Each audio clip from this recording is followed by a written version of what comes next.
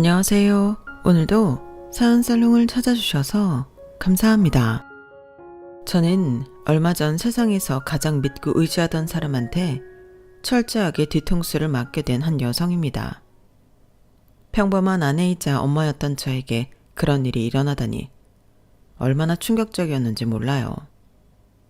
사실 한동안 저는 사람들과 제대로 대화도 나누기 힘들 만큼 우울하고 힘든 시간을 보냈답니다. 하지만 지금은 많이 떨쳐내고 씩씩해진 상태고 제 과거의 상처에 대해서도 담담하게 이야기할 수 있을 만큼 괜찮아졌어요. 일상을 이제 막 되찾은 이 시점에 마지막으로 많은 사람들에게 응원과 위로를 받고 싶은 마음에 제 이야기를 이렇게 사연으로 적어서 보내게 되었네요. 부디 끝까지 읽어주시고 저에게 응원과 위로를 아끼지 않고 해주셨으면 좋겠어요. 저는 제 명의로 된 작은 카페를 운영하는 사람이었어요. 남편은 보험회사에 다니며 돈을 적지 않게 벌었고 딸아이도 자기 진로에 딱 맞는 대학을 다니고 있던 그런 평범한 가족과 함께였답니다. 자상하고 든든한 가장인 남편과 활발하고 귀여운 딸과 함께하는 일상은 언제나 행복하기만 했죠. 제가 운영하는 카페도 거의 10년 가까이 되어 단골 손님도 많았고 안정적인 수익을 유지해 왔고요. 남편과 딸은 여유가 생기면 제 카페로 와서 같이 간단한 브런치로 식사를 하거나 일을 도와주곤 했었죠. 특히 직장이 근처였던 남편이 들렀다 가는 경우가 많았어요. 우리 박 사장님 일 잘하고 있어? 점심시간이라 한창 바빴지? 왔어. 안 그래도 지금 손님들 싹 왔다가 가셨어. 오늘 단체 주문이 많았네. 당신은 이 시간에 어떻게 왔어? 오늘 오전에 외근 있어서 나갔다가 지금 도착했어. 식사하고 들어가려고. 같이 샌드위치 먹을까? 설거지는 내가 할게. 아니야, 됐어. 당신도 하루 종일 일하는데 뭔 이런 것까지 하려고 해. 난 이것만 하면 오후엔 좀 한가하니까 당신은 앉아서 쉬고 있어. 아이고, 괜찮네요. 당신만 일 시키고 내가 어떻게 편히 쉴 수가 있어? 나 마음 불편하게 하지 말고 얼른 나가서 앉아 있어. 가끔씩 카페에 올 때마다 남편은 항상 이런 식으로 일을 도와주고는 같이 시간을 보내다 가곤 했어요. 솔직히 손님들이 몰려드는 시간을 몇 번 겪고 나면 지치기 쉬운데 한 번씩 남편이 왔다 가는 게 저에겐 큰 힘이 되었답니다. 저희 딸 역시 제 아빠를 닮아 한 번씩 카페에 올 때마다 제 일손을 도와주고 갔고요. 저희 가족은 이렇게 서로를 잘 아껴주며 다른 어떤 가족보다 화목한 집안이었어요. 그리고 저희 가족을 얘기하기 위해선 저희 친정엄마의 얘기를 빼놓을 수가 없는데요. 저희 친정엄마는 평생 반찬 가게를 운영하시면서 누구보다 성실히 일하시고 또 악착같이 돈을 모아오셨어요. 그걸로 제가 남부럽지 않게 대학도 가고 결혼도 할 수 있게 뒷바라지를 전부 해주셨죠. 저희 아빠는 제가 11살 때 일찍 하늘나라로 가셨거든요. 그런 아픔이 있어서였는지 저희 엄마는 그 누구보다 독하게 일을 하셨고 10원 한 장 허투루 쓰시는 법이 없었어요.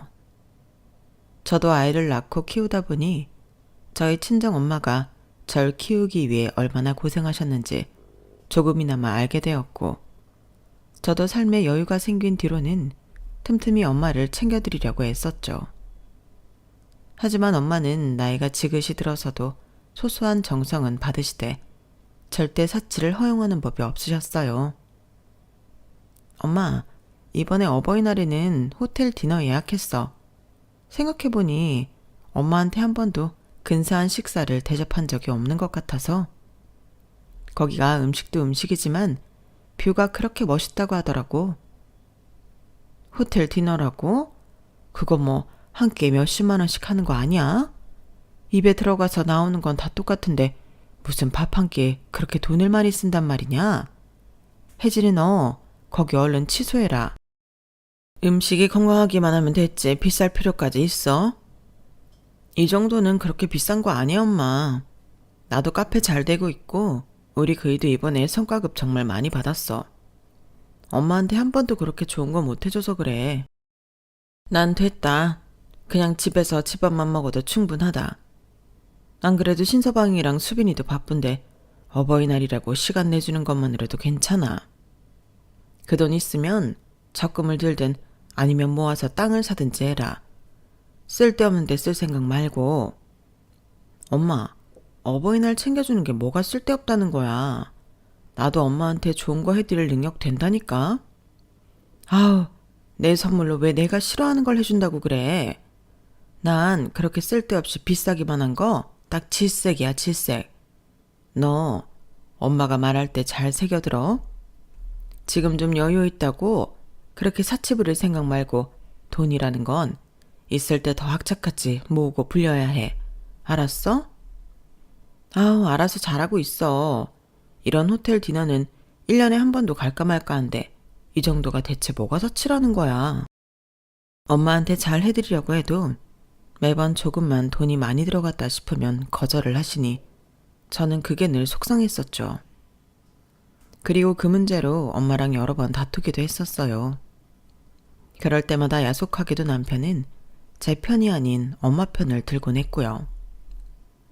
당신 마음은 알겠지만 장모님 마음도 생각을 해드려야지. 당신이 해주려는 게 당신 기준에만 좋지 장모님 기준은 아닌 거잖아. 그럼 장모님 기준으로 잘해드리는 게 맞는 거 아니야? 돈은 많이 안 들어도 정성이 들어간 선물을 해드려. 그치만 매번 우리만 해외여행 가고 우리만 좋은 밥 먹고 다니는 게 너무 마음이 불편하단 말이야. 적어도 어버이날이나 엄마 생신처럼 특별한 날에는 엄마도 모시고 싶은데 왜 이렇게 극구 반대를 하시는지 모르겠어. 장모님 입장에선 익숙하고 편한 걸 더 선호하실 수도 있지 왜 그래. 장모님 연세도 있으신데 말이야. 우리도 나중에 그 나이 되면 뭐든 익숙한 게 최고일 수도 있어. 그냥 원하는 대로 해드리자. 남편은 그렇게 말하면서 엄마 선물로는 늘 저가형의 선물만을 준비했어요. 솔직히 그런 모습이 저로서는 좋지 않았죠. 하지만 엄마가 워낙 절약정신이 투철하시고 저희가 돈 쓰는 것도 아까워하시니 제가 서운하다고 뭐라고 할 수도 없었어요. 저희 남편이 평소 다정하고 좋은 남편이지만 그런 점은 늘 서운함으로 남았었네요. 그래도 그때까지만 해도 평범하다면 평범한 일상을 지내오던 저희 가족이었는데요. 어느 날 갑자기 생각지도 못한 순간에 거대한 불행이 성큼 다가오고 말았어요. 엄마가 연세도 있으시니 안 그래도 늘 건강을 걱정하고 챙겨드리고 있었는데 혼자 계신 집에서 쓰러지셨다는 연락을 받은 거예요. 다행히 같은 동네에 사시던 엄마 친구분이 빠르게 발견해 병원으로 옮겨주셨지만 문제는 그게 아니었어요. 얘 혜진아, 어쩌니? 너 놀라지 말고 잘 들어. 너희 엄마가 췌장암 말기실한다. 네? 그럴 리가요. 오진이 아니고요. 저번에 검진 받으셨을 때도 그런 말은 없었는데. 얼른 와서 네가 직접 확인을 좀 해봐봐. 나는 심장이 떨려서. 너희 엄마가 안 그래도 요즘 부쩍 살이 삐쩍삐쩍 마르더라니.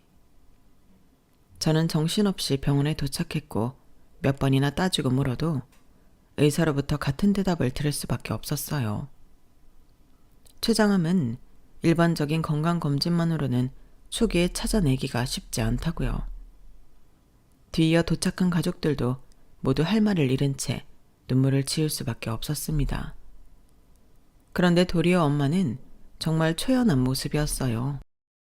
나도 이제 나이가 있는데 몸 어디에 고장이 나는 것도 이상하지 않지. 이만하면 오래 잘 살았다. 너무 슬퍼하지 마. 어떻게 그렇게 말할 수 있어. 일단 치료부터 받자. 엄마 지금 하는 반찬 가게는 내가 알아서 정리할게. 엄마는 일단 입원부터 하자. 치료받으면 나을 수는 있고 당연하지. 엄마 원래 운동도 자주 하고 건강하니까. 내가 아까 이미 물어봤다.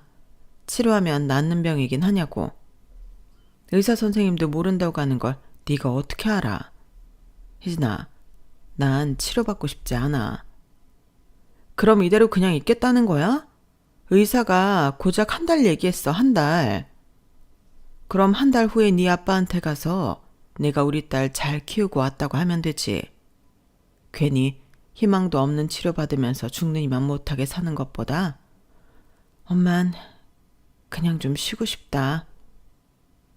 엄마의 덤덤한 말에 저는 아무 말도 할 수가 없었어요. 평생 단 하루도 쉬지 않고 달려왔던 엄마를 잘 알았기에 엄마의 쉬고 싶다는 말 한마디가 가슴을 무겁게 짓누르는 것만 같았죠. 저는 결국 엄마를 데리고 다시 집으로 돌아와 최소한의 통원 치료만 받기로 했습니다. 저는 카페 문을 잠시 닫고 엄마와 시간을 보내는 데 집중했어요. 한참 바쁜 시기였던 남편은 자주 함께 해주진 못했지만 마침 방학이었던 제 딸은 할머니와 함께 많은 추억을 만들 수 있었죠. 그리고 그때만큼은 엄마도 제가 호텔 식사를 대접하든 같이 여행을 가든 거절하지 않으셨답니다. 저희 엄마는 1달을 조금 넘긴 후에 돌아가셨어요.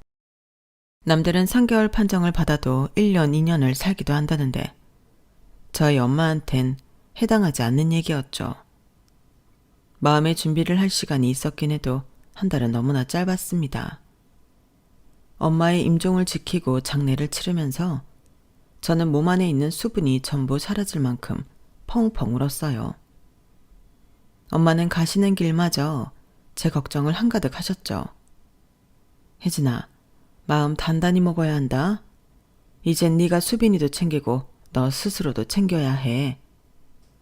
알았어, 엄마. 엄마가 평생 가르쳐준 대로 잘할게. 이제 아무 걱정하지 말고 푹 쉬어. 특히 돈은 정말 철저하게 관리하렴. 그게 네 현실적인 힘이야. 큰 돈일수록 더 철저해야 해. 마음 다치는 일이 있어도 수빈이 보고 독해져야 한다. 엄마는 그렇게 마지막까지 신신당부를 하시고 아빠 곁으로 떠나셨죠. 울면서 장례식장에 들어섰을 때에야 당시 한창 바빴던 남편이 도착을 했어요. 남편은 조용히 저와 제 딸을 챙겼고 장례식에 필요한 것들을 속전속결로 처리해 주었답니다. 그때까지만 해도 이성적인 남편이 함께 있어 정말 다행이고 든든하다고만 생각했죠. 그런데 하루가 지나고 장례식 이틀째가 되었을 때였어요. 그날은 찾아와 주신 조문객들이 가장 많았던 날이었고 저는 하루 종일 같이 울고 얘기하다 보니 오후 3시쯤에는 완전히 녹초가 되어 있었는데요. 문제는 다른 사람도 아니고 저희 남편이 자꾸만 장례식장에서 자리를 비웠다는 거예요. 남편의 지인들이 오는 경우도 많았는데 그때조차 남편은 회사 일이 바쁘다, 연락이 자주 온다 등의 핑계를 대며 자꾸 밖으로 나가버렸죠. 사실 남편 없이 저 혼자 모든 조문객들을 맞이해서 더 빨리 지친 것도 있었어요. 그런 상황이 하루 종일 이어지자 저는 아직 남아있는 슬픔과 피곤함, 예민함, 야속함 등이 머리끝까지 올라와 남편에게 화가 날 수밖에 없었죠. 게다가 조문객으로 와주었던 친구의 말이 제 화를 제대로 돋우기까지 했어요. 이른 저녁에 도착한 친구가 도착하자마자 이런 이야기를 꺼낸 겁니다. 근데 형부는 왜 같이 안 있어? 남편? 몰라. 자꾸 일 때문에 전화를 한다나. 밖에서 담배도 피고 그러다 보니 안에 들어와 있을 틈이 없나 봐. 일 때문이라고? 방금 오면서 형부 저 앞에서 보긴 했거든. 여기 병원 맞은편 식당들 있는 곳에. 통화하면서 엄청 신나게 웃길래 내가 사람 잘못 본 줄 알았는데 형부 맞더라고. 나는 주차하고 오면 형부 들어와 있을 줄 알았는데 한참 시간이 지나도 안 계셔서 물어보는 거야. 통화를 하면서 웃었다고? 되게 신나게 웃으시긴 했는데 뭐 일이 좀 잘 풀리시나? 회사 일이 잘 풀리는데 여기선 웃을 수가 없으셨을 수도 있고. 제 표정이 단번에 저승사자처럼 무서워지자 당황한 친구는 횡설수설하며 급하게 둘러대는 말을 했어요. 하지만 전 그때 이미 속으로 천불이 나고 있는 상황이었죠. 그 친구와 조문객한테는 별다른 티를 안 내고 있었지만 이 인간들이 들어오기만 하면 가만 안 두겠다고 벼르고 있었어요. 그리고 밤 늦게서야 장례식장 안이 좀 한산해졌을 때 저는 낮은 목소리로 남편을 불러냈는데요. 당신 오늘 하루 종일 뭐 하는 거야? 대체 왜 자꾸 밖에 나가서 몇 시간씩 있다가 오냐고. 나 혼자 사람들 맞이하느라 얼마나 힘들었는 줄 알아? 아, 깜짝이야. 왜 소리는 질러? 얘기했잖아. 요즘 회사에서 정말 중요한 시기라고. 눈코 뜰 새 없이 바쁜데 나도 장모님한테 예의를 다 갖추고 싶어서 온 거 아니야. 그런데 그렇게 화를 내냐? 고마워하지는 못할 망정. 당신 너무한 거 아니야? 뭐라고? 그럼 우리 엄마가 돌아가셨는데 당연히 당신이 와야지. 지금 당신이 와준 걸 고마워하라는 거야? 그게 대체 어느 나라 관습이야? 그러니까 왔잖아. 여보, 소리 좀 그만 질러. 당신 지금 힘들고 슬픈 건 알겠는데 나한테 괜히 화풀이는 하지 말라고. 빨리 들어가서 눈 좀 붙이던지 해. 어물쩍 말 돌리지 말고 회사에서 뭐가 그렇게 바쁜데, 어? 나도 좀 알자. 뭐가 그렇게 중요해서 장모 장례식에 한시도 붙어있을 수가 없었는지 말을 해. 그래야 나도 소리를 지르던지 말던지 할 거 아니야. 아, 그게... 아니, 요즘 영업 실적이 한참 안 좋은데 밑에 대리 한 명이 큰 사고를 쳐서 그래. 이런 얘기를 가뜩이나 당신 힘든데 어떻게 얘기를 해. 복잡하기도 하고. 그래서 그거 수습 좀 하고 밑에 애들 좀 혼내느라 그랬어. 됐어? 남편은 마지못해 얘기한다는 듯이 말을 했는데 그 언행이 묘하게 이질감이 들었어요. 제 친구가 본 바로는 남편이 신나게 웃고 떠들면서 통화를 했다고 했는데 남편의 얘기를 들으면 절대 웃으면서 통화를 할 수 있는 내용이 아니었으니까요. 그것도 이상했지만 무엇보다도 제 촉이 좋지가 않았어요. 결혼 생활을 하신 분들이라면 알잖아요. 제가 이 사람과 거진 25년이나 같이 붙어 살았는데 당연히 말하는 목소리나 눈빛만 봐도 거짓말을 하는지 딴 생각을 하는지 정도는 알 수가 있다는 걸요. 그때 남편은 뭔가 평소 같지가 않고 이상했어요. 결국 저는 그 자리에서 남편을 추궁하는 걸 멈추고 일단 다음날 모든 절차가 다 끝난 후에 천천히 무슨 일인지 알아봐야겠다고 생각했죠. 당장 그날은 서 있는 것도 다리가 후들거릴 정도로 피곤하기도 했고요. 다시 장례식장 안으로 들어온 저는 정말 간단하게 샤워를 하고 상주들 방으로 들어와 쓰러지듯 잠에 들었어요. 남편은 저와 그렇게 싸우고 나서도 여전히 들어오지 않더군요. 저와 싸울 때면 늘 밖에서 담배를 한두 개비씩 피고 들어오던 사람이라 평소처럼 그냥 그러려니 했어요. 사실 그땐 저도 그 사람이 꼴도 보기 싫었던 마음도 있었고요. 딸은 이미 눈이 퉁퉁 부은 채로 잠이 들어 있길래 두터운 담요를 덮어주고 저도 그 옆에 누웠답니다. 머리가 땅에 닿자마자 기절한 것처럼 잠이 들었는데 그때 저는 정말 짧고 생생한 꿈을 꿨어요. 평소에도 이런저런 꿈을 꾸긴 하지만 그때의 꿈은 너무나 현실 같았죠. 꿈에 저희 엄마가 돌아가시기 직전의 모습이 아니라 제가 어렸을 적 엄마가 한창 젊고 건강하셨을 때의 모습으로 나왔어요. 저는 엄마의 무릎을 베고 엄마가 제 머리를 쓰다듬는 걸 느끼면서 잠자고 있었죠. 그런데 갑자기 엄마가 제 오른손을 덥석 잡으시더니 혜진아, 일어나! 라고 큰 소리를 내시는 겁니다. 엄마의 외침에 저는 화들짝 놀라서 깨고 말았죠. 한 3시간쯤 잤을까요? 잠에서 번쩍 깨고 나니 오른손에 쥐고 있던 핸드폰에서 여러 차례 진동이 울리고 있었어요. 누군가 전화를 했나 싶었지만 여러 통의 문자가 온 것이었죠. 안녕하세요, 박혜진님. 생전에 길정숙님 재산관리를 도와드렸던 한지명 지점장입니다. 삼가 고인의 명복을 빕니다. 생전에 어머님께서 부탁하셨던 일이 있어 연락을 드렸습니다. 장례 다 끝나고 혼자 계실 때 연락 부탁드리겠습니다. 저는 생전에 엄마가 재산 관리를 따로 하고 계셨다는 걸 그때 처음 알았어요. 물론 그 문자를 본 순간은 이게 보이스피싱인가 싶어서 반신반의했죠. 하지만 새벽 4시에 이렇게 여러 통의 문자를 보내는 게 뭔가 심상치 않은 듯했고 꿈자리도 뒤숭숭하니 전 바로 전화를 걸어 물어볼 생각으로 밖으로 나왔습니다. 곤히 잠든 딸이 깨지 않게 조심하면서요. 장례식장 문 밖으로 나가 통화를 할 적당한 곳을 찾던 제 눈에 낯익은 실루엣이 보였어요. 바로 저희 남편이었죠. 사람 하나 없이 텅 빈 휴게실 안에서 남편은 잠이라고 모르는 사람처럼 쌩쌩한 목소리로 누군가 통화를 하더군요. 문도 활짝 열어놓은 채로요.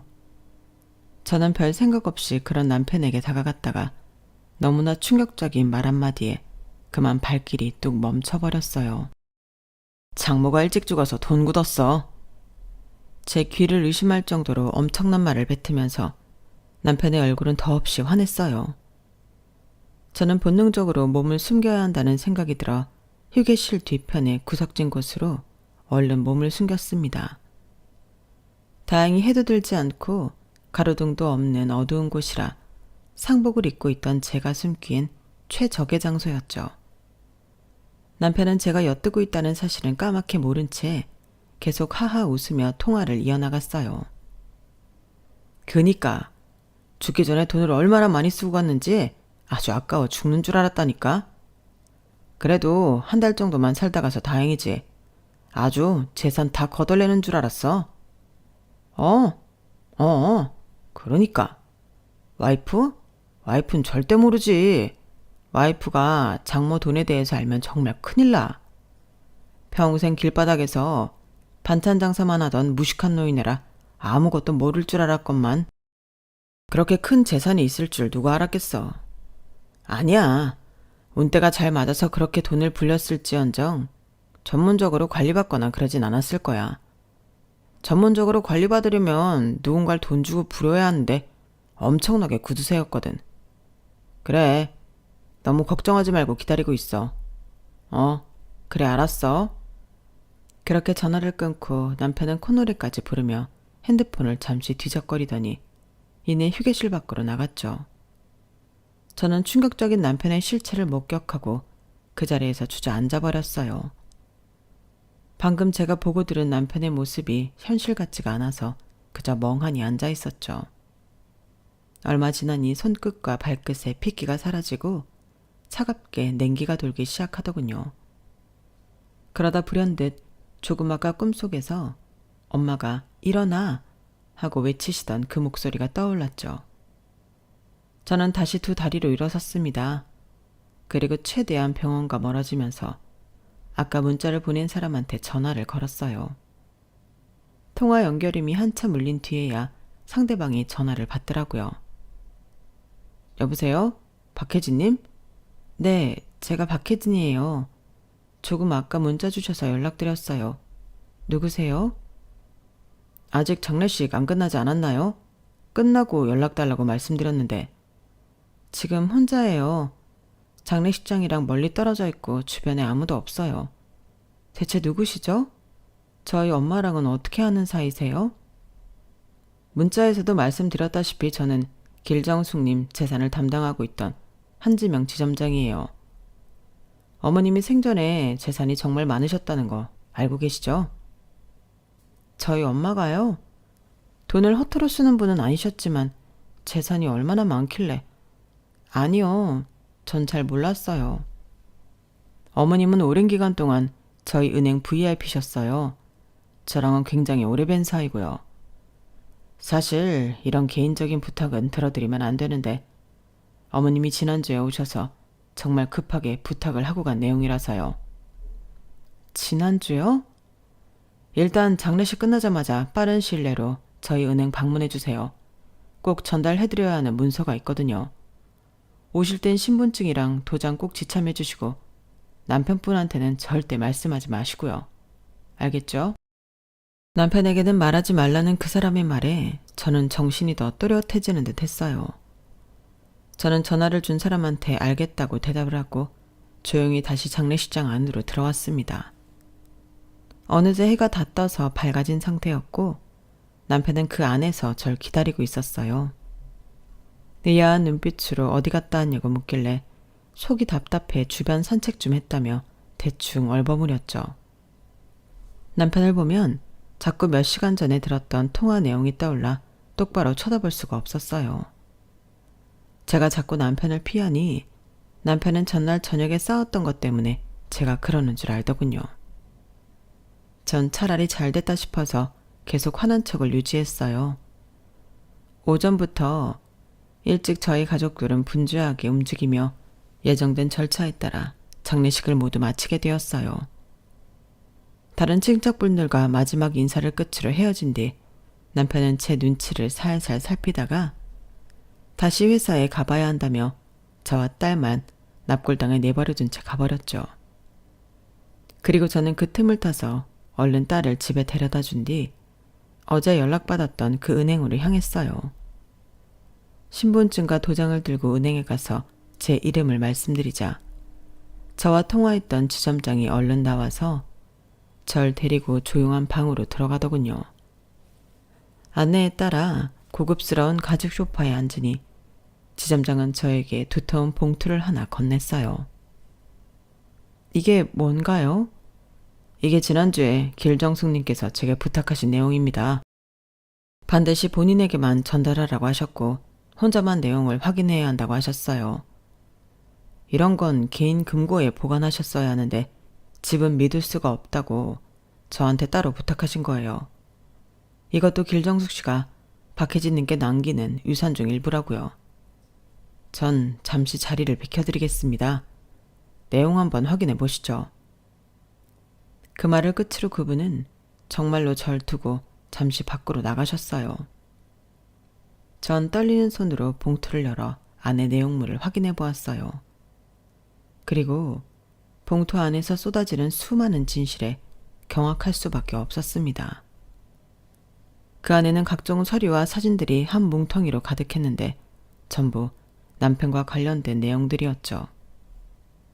사진 쪽에서 남편은 저는 전혀 모르는 젊은 여자와 함께였어요. 카페나 숙박업소에서 두 사람이 함께 찍힌 사진들이 한두 장이 아니었죠. 하지만 남편의 외도 사실은 뒤이어 알게 된 사실들에 의하면 정말 아무것도 아닌 수준이었어요. 저는 뒤이어 남편의 외도 상대가 어려도 너무 어리다는 것과 두 사람이 해외에 있는 집을 알아보고 있다는 증거들도 확인할 수 있었습니다. 서류 봉투를 뒤집어 탈탈 털어내자 작은 USB가 나왔는데 그건 특별히 엄마가 중요한 자료라며 메모까지 붙여주었더라고요. 저는 한동안 남편에 대한 배신감이 밀려와 숨도 제대로 쉴 수가 없었답니다. 그렇게 한참을 혼자서 씩씩대고 눈물을 훔치며 마음을 가라앉힌 후에야 저는 정신을 차릴 수 있었어요. 그리고 엄마가 제게 남겨주신 자료들을 들고 저는 당장 변호사 사무실을 찾아갔죠. 이혼 전문 변호사로 최고로 이름을 날리는 사람에게 찾아가 이 모든 일을 의뢰했고 사건의 심각성을 안 변호사는 당장 변호사 2명을 더 불러 절 돕겠다고 했어요. 모든 서류를 검토하며 각종 법률 상담을 받고 나니 너무 밤이 늦어졌어요. 남편에게 연락이 왔지만 전부 다 받지 않고 무시해버리고 저는 그날 집 대신 엄마 집으로 가서 잤어요. 물론 새벽까지 그 두 년놈들, 특히 남편을 어떻게 혼내줘야 하나 생각하느라 잠을 설치긴 했지만요. 다음날 저는 밤새 궁리했던 계획을 실천에 옮기기 위해 말끔하게 차려입고 남편의 회사로 향했습니다. 남편이 몇 층의 어느 부서에서 일하는지는 이미 훤히 알고 있었어요. 망설임 없이 사무실 문을 벌컥 열고 들어가자 수많은 직원들이 절 보고 놀라더군요. 남편 역시 뒤늦게 절 발견하곤 깜짝 놀라 후다닥 다가왔고요. 여보, 무슨 일이야? 어제는 왜 들어오지도 않고.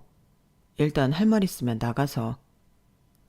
전 그런 남편을 지나쳐 남편의 바로 밑 후배인 정 팀장에게 다가가 크고 똑바른 목소리로 물었어요. 안녕하세요. 보험 사기범 신고는 어떻게 해야 하나요? 제가 최근에 모친상을 당했는데 배우자가 보험금을 전부 가로채려고 해서요.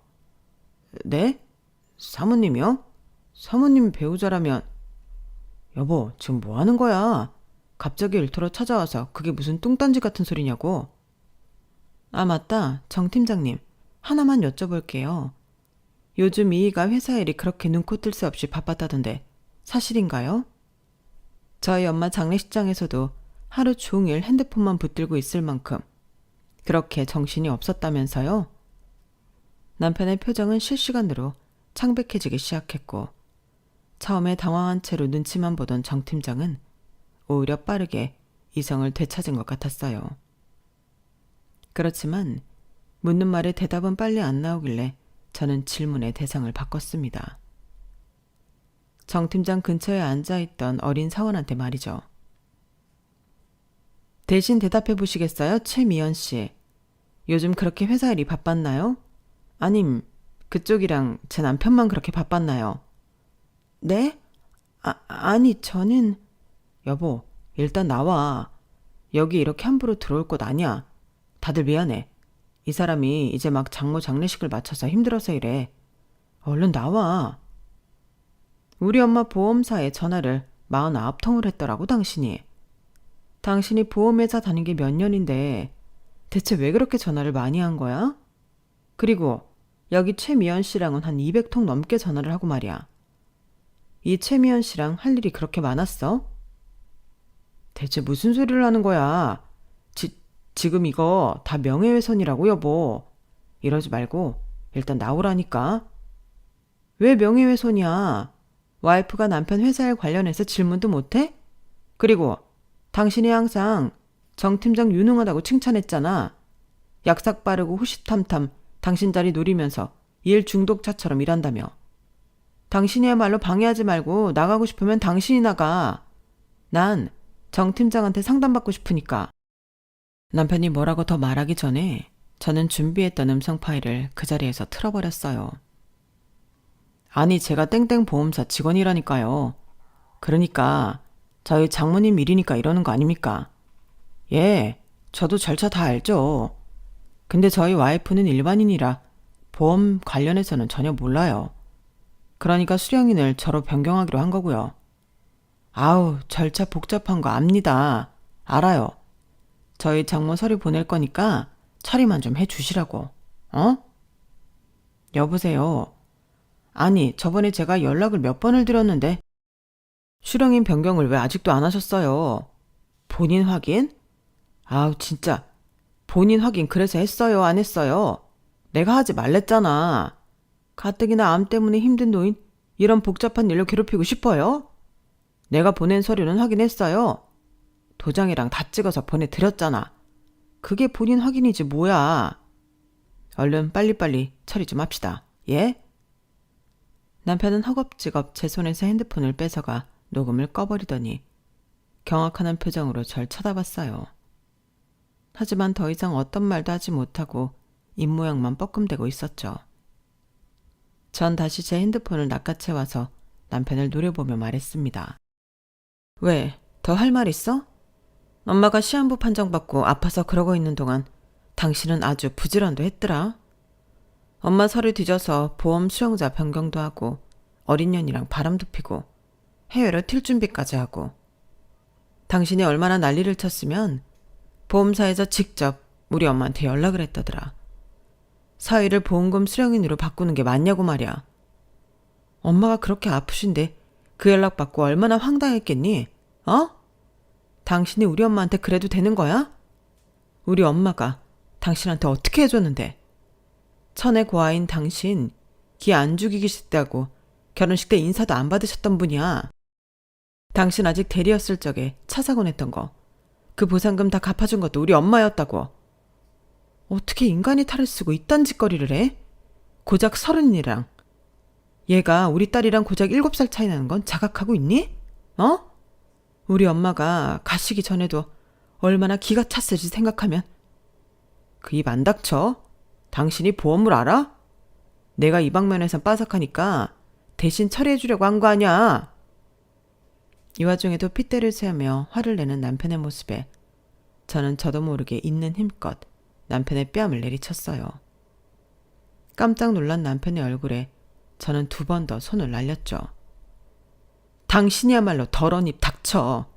적반하장도 유분수지. 이딴 짓들을 저질러 놓고도 잘났다고 소리를 질러? 대신 철이 같은 소리 하네. 어디 한번 빠삭한 그 머리로 앞으로의 일들 대응해봐. 내가 돌아가신 엄마한테 미안해서라도 당신 요만한 잘못 하나도 안 봐줄 거니까. 남은 인생 시궁창에 처박힐 각오나 하고 있어. 분노한 남편이 저에게 달려드는 순간 사무실에 들어온 경비 인력들이 남편을 사무실 밖으로 끌어내기 위해 붙잡았어요. 정 팀장은 절 사무실 안쪽으로 당겨 남편과 멀어지게 해주었죠. 그리고 남편에게 다가가 말하더군요. 내가 언젠간 선배 이꼴 날 줄 알았지. 그렇게 여자랑 돈 밝히면서 온갖 가정적인 척은 다 할 때마다 얼마나 꼴보기 싫었는 줄 알아요? 사모님 말씀이 맞아요. 앞으로 선배 인생 시궁창에 처박힐 테니 각오나 단단히 하고 있던가 해요. 제가 신나게 도와드릴 거거든요. 야, 이 새끼 너? 그러게, 후배들한테 착하게 좀 하고 사셨어야지. 허구한 날 짬처리나 시키고 이용해 먹지 말고. 이 사람 아예 건물 밖으로 끌어내고 회사 출입 맘대로 못하게 아이디 카드도 일단 뺏어버려요. 이미 증거 수두룩한 범죄자 새끼니까. 이따 경찰 오면 바로 넘겨주시고요. 남편은 그대로 경비 인력들한테 질질 끌려 나갔어요. 저는 정 팀장과 연락처를 주고받고 왔죠. 사실 저희 엄마가 가입한 보험사 직원도 아닌 정 팀장이 직접적으로 뭘 해줄 수 있는 건 없었지만 제가 엄마의 보험사와 이야기를 하고 남편의 보험 사기 관련해서 일 처리를 해야 할 때마다 정 팀장은 물심양면으로 도와주었어요. 제 남편의 인생을 망치는데 어느 순간들은 저보다도 열심히더군요. 그것만 봐도 그 인간이 평소 회사에서 어떻게 하고 살았는지 훤히 보였죠. 그 뒤로는 모든 일들이 순조롭게 풀렸어요. 남편은 보험 사기와 공문서 위조 등 여러 죄목으로 형사처벌을 받게 되었고 저에게도 막대한 위자료를 뜯기며 이혼을 당하게 되었죠. 사실 너무 어린애라 망설였지만 저는 남편의 상간녀에게도 소송을 걸어 위자료를 받아냈어요. 한 사무실에서 근무하면서 남편이 유부남인 줄 몰랐을 리가 없는데도 그런 짓을 벌인 것이 괘씸해서요. 상간녀의 말로는 자기는 너무 어려서 부장님 말에 휘둘린 것뿐이라고 했지만 저는 귓등으로도 들은 척을 안 했어요. 제 나이에 비해 어리다는 거지 30이면 알 거 다 아는 나이잖아요. 자기 잘못을 뉘우치기는커녕 어떻게든 머리만 굴리는 그 모습에 봐주려고 했던 마음이 싹 사라져 그냥 법대로 처리해버렸습니다. 두 연놈들은 당연히 회사에서 쫓겨났고요. 남편은 감방에 상간녀는 길바닥에 나앉으면서 둘은 사이좋게 나락을 맞이했어요. 그 와중에도 저희 남편은 감방에 들어가는 그 순간까지 뉘우치는 기색이 하나도 없어 절 원망하기만 했죠. 당신도 먹고 살만한 사람이면서도 너무한 거 아니야? 우리가 같이 산 세월이 있는데 꼭 이렇게까지 해야 했냐고. 당신 그 돈 가지고 떵떵거리면서 살 동안 나는 차가운 감옥바닥에서 썩으라는 거야? 그래, 그것도 사실 한참 모자라. 그래, 당신이야말로 20년 넘게 나랑 함께 지냈으면서 그렇게 치밀하게 뒤통수 칠 준비나 하고 있었냐? 당신은 감방 나와도 내가 평생 괴롭힐 줄 알아. 그런 남편을 보면서 솔직히 자괴감이 많이 든 것도 사실이었어요. 그 오랜 세월을 같이 보내면서 남편의 실체를 알아보지 못한 제 자신한테도 화도 났고요. 무엇보다 안 그래도 몸이 아파 힘든 저희 엄마가 수상한 사람이 자꾸 수령인을 바꾸려고 한다는 연락을 받고 혼자서 이 모든 걸 알아보셨을 때의 마음이 어땠을지 생각하면 마음이 아픕니다. 눈치 없는 제가 엄마의 마지막 가시는 길마저 편안하게 해드리지 못했다는 생각이 들어서요. 그리고 이 모든 과정을 진행하면서 가장 힘들었던 건 저희 딸을 보는 일이었는데요. 아빠가 엄마 몰래 바람 폈던 사실도 모자라 할머니의 보험금과 유산을 가로채려고 범죄까지 저질렀다는 사실은 딸이 받아들이기엔 너무 힘든 이야기였어요. 특히나 그 인간이 평소 딸에게는 다정한 아빠 노릇을 잘 해왔기 때문에 저희 딸 역시 아빠한테 느끼는 배신감은 이루 말할 수 없을 정도였으니까요. 딸은 다니던 학교를 잠시 휴학하고 오랜 시간 전과는 다르게 조용한 모습으로 지냈어요. 저 역시 그런 딸 곁에서 묵묵히 있어줬을 뿐 별다른 이야기는 하지 않았답니다. 그렇게 시간이 지나자 딸이 먼저 저에게 입을 열더군요. 엄마, 우리 같이 일본 여행이나 갈까? 좋지. 너 시간 편한 날로 정해서 가자. 가서 푹 쉬고 온 다음 엄마도 나도 좋은 남자 만나자. 뭐? 갑자기 무슨 뚱딴지 같은 소리니? 나쁜 짓 한 사람들은 따로 있는데 우리가 외롭고 우울할 이유가 없잖아. 내가 그런 일들을 당했다고 하니까 대부분 위로해 주는데 얼마 전에 몇몇 개념 없는 인간들은 나더러 가정 환경이 안 좋은 애라고 낙인 찍으려고 들더라고. 그래서 대판 싸웠어. 근데 그러고 나니까 나야말로 그동안 왜 그렇게 힘들어했는지 싶더라. 사실 나보다도 엄마가 더 힘들 텐데 몰라줘서 미안해. 우리 할머니가 남겨주신 돈으로 온천이나 즐기고 오자. 엄만 괜찮아. 네가 이렇게 씩씩하게 마음먹었다니 오히려 고맙지 뭘. 일본 온천? 그래 가자. 거기쯤은 엄마 돈으로도 충분히 가. 엄마 위자료 왕창 받아서 돈 많아. 가서 우리 딸이랑 신나게 놀아야겠다. 실제로 주변 사람들 중에서는 제 사정을 전해 듣고 저한테 손가락질을 하는 사람들이 있었어요. 여자가 얼마나 둔하면 그걸 모르냐고요. 남자분은 눈이 없다는 얘기도 들었던 것 같네요. 사람이 큰일을 당했는데 위로는 못할 망정 그딴 소리나 한다는 게 듣는 입장에선 충격이었어요. 그리고 생각보다 그게 마음에 남기도 하더라고요. 하지만 저랑 제 딸은 그딴 개념 없는 소리들은 더 이상 귀담아 듣지 않기로 했답니다. 앞으로는 사람을 만날 때 더 신중히 보기야 하겠지만 설령 또다시 힘든 일이 생기더라도 약한 가해자를 욕할지언정 자책은 2번 다시 하지 않을 거예요. 제 이야기는 여기까지입니다. 딸과 평화로운 여행을 즐기고 온 후 저는 요즘 다시 카페를 열심히 운영하며 저녁에는 자산관리에 관한 강의도 들으며 바쁘게 지내고 있어요. 꿈에서까지 나와 절 걱정하셨던 엄마가 앞으로는 천국에서는 저는 신경 쓰지 않고 아빠랑 알콩달콩하게만 지내셨으면 좋겠다는 마음으로 열심히 공부하고 있습니다. 제 지난 일들을 읽어주신 분들께 모두 감사드려요. 새 삶을 살아가려는 저와 제 딸을 위해 다들 위로와 응원의 말씀을 주시면 감사하겠습니다. 혹시 저처럼 사람에게 배신당한 상처로 힘들어하는 분이 있으시다면 당신의 잘못이 아니라는 걸 꼭 말씀드리고 싶네요. 꼭 이겨내시길 진심으로 바랄게요.